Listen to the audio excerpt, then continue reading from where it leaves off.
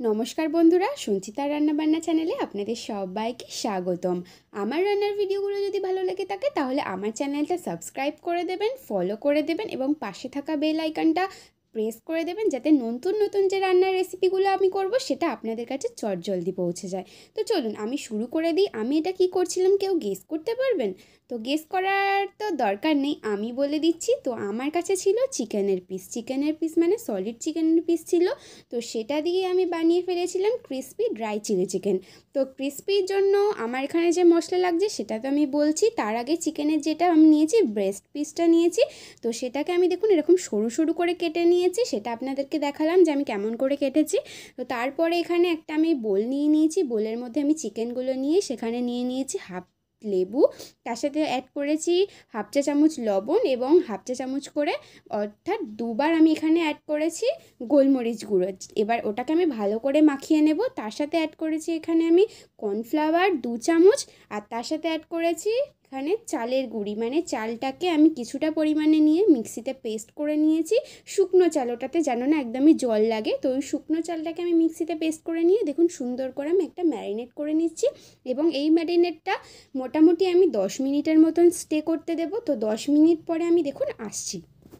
10 minute complete হয়ে গেছে। এবার মশলা মেশানোর পালা। এখানে আমি দিয়ে দিয়েছি কিছুটা পরিমাণে তন্দুরি মশলা, তার সাথে দিয়ে দিয়েছি আদা রসুন পেস্ট, আদা রসুন লঙ্কা তিনটে একসাথে দিয়ে দিয়েছি, তাই জন্য কালারটা এরকম এসছে আমার কাছে। তো এটার সঙ্গেও আবার দেখুন সেম পরিমাণে আমি মাখিয়ে নেব। ভালো করে সুন্দর করে মিশিয়ে নিতে হবে যাতে চিকেনের প্রতিটা কণায় কণায় যে মশলাগুলো অ্যাড করলাম সেটা পৌঁছে যায়। সুন্দর করে হাতের সাহায্যে বা চামচের সাহায্যে আপনারা ব্লেন্ড করবেন। এই ব্লেন্ডটাও আপনারা মোটামুটি 5 মিনিটের মতন ঢাকা দিয়ে রেখে দেবেন। তারপরে আমি এখানে এসেছি যে সবজিগুলো নিয়েছি। দেখুন আমি ফার্স্টে নিয়েছি কাঁচা লঙ্কাটাকে আমি মাঝখান থেকে চির করে নিয়েছি। আমি এখানে ঝালের জন্য 3টে কাঁচা লঙ্কা নিয়েছি।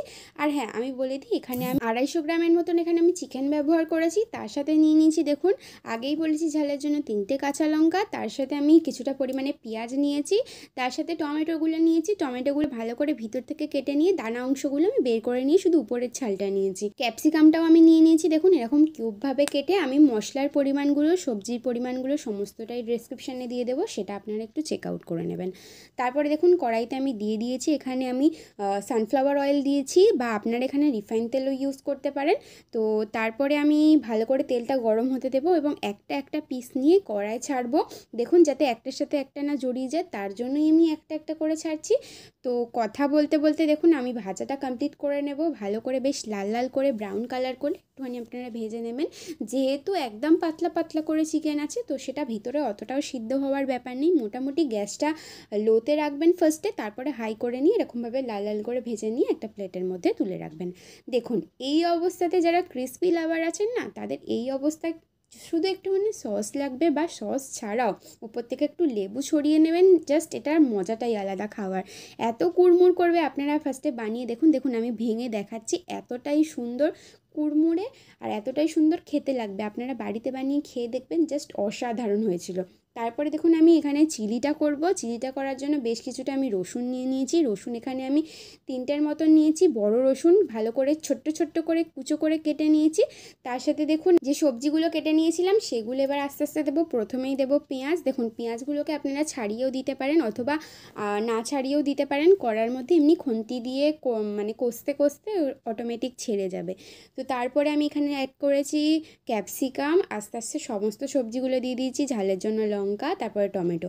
উপর থেকে বেশ কিছুটা 1 চামচের মতো নুন, তার সাথে যে একটুখানি আদা রসুনের পেস্টটা ছিল ওই আদা রসুনটা 1 চামচের মতন আমি দিয়ে দিয়েছি। তারপরে এটাকে ভালো করে কষে নেবো কড়াতে। যেহেতু ক্যাপসিকাম বেশিক্ষণ কষতে লাগে না, চিলি চিকেন হতে একদমই খুবই খুবই কম সময় লাগে, আর চিলি চিকেনটার তো টেস্ট খুবই ভালো লাগে। তো অথবা চিলি চিকেনটা করতে গেলে সেটা ঘড়ি ধরে ধরুন কেউ বাড়িতে এসছে, সেটা একদমই তাড়াতাড়ি প্রসেসের জন্য চিলি চিকেন তো মাস্ট, মানে চিলি চিকেন হলে তো খুবই ভালো হয়। তো যাই হোক, আমি এখানে 3টে সস ব্যবহার করে নিয়েছি, টমেটো সস, চিলি সস আর ব্ল্যাক সোয়া দিয়ে ভালো করে দেখুন আগে মিশিয়ে নিচ্ছি। যেহেতু আমি ড্রাই চিলি চিকেন করব, এই অবস্থাতে আপনারা একটুখানি কর্নফ্লাওয়ার গুলে দিয়ে দিতে পারেন। সেখানে আমি কর্নফ্লাওয়ার আমি দিইনি, আপনারা চাইলে দিয়ে দিতেও পারেন। তো এটা আমি যেহেতু অল্প একদম সসটা দিয়েই টস করে নিচ্ছি, তাই জন্য আমার কর্নফ্লাওয়ারটা দেওয়ার কোনো প্রয়োজন পড়েনি। তো আমি এখানে 1 চামচের মতো চিনি অ্যাড করেছি। তারপরে যদি আপনাদের মনে হয় যে এই অবস্থাতে নুন কিছুটা প্রয়োজন, আপনারা দিতে পারেন। উপর থেকে গোলমরিচ ছড়িয়ে দেবেন এবং উপর থেকে ধনেপাতা ফ্রেশ কুচি একদম ছড়িয়ে দেবেন। দেখবে দোকানের মতন একদম সুন্দর ক্রিস্পি ড্রাই চিলি চিকেন তৈরি হয়ে যাবে, যেটা আপনারা রুটির সাথে, রুমালি রুটির সাথে, অথবা হাতে তৈরি পরোটার সাথে, অথবা ফ্রাইড রাইসের সাথে, যেটা দিয়ে আপনাদের মন চাইবে আপনারা সেটা দিয়েই খেতে পারবেন। দারুণ টেস্টের একটা রেসিপি। তো এই রেসিপিটা আপনাদের কেমন লাগলো অবশ্যই কিন্তু কমেন্ট করে জানাবেন। আর এত সুন্দর রেসিপিটা বানিয়ে অবশ্যই আমাকে ট্যাগ করতে পারেন, তাহলে আমি খুশি হব যে আমি কিছু আপনাদেরকে শেখাতে পেরেছি। তো যাই হোক, রেসিপিটা কেমন লাগলো কমেন্ট করে জানাবেন, আর অবশ্যই কিন্তু শেয়ার করে দেবেন যাতে আশেপাশে সবাই আপনাদের এই রেসিপিটা দেখতে পায়, অথবা আপনারা নিজেরা বানিয়ে আত্মীয় পরিজনদের খাওয়াবেন, দেখবেন প্রচুর পরিমাণে প্রশংসা পাবে। হ্যাঁ, অবশ্যই যারা হচ্ছে চিলি চিকেন লাভার।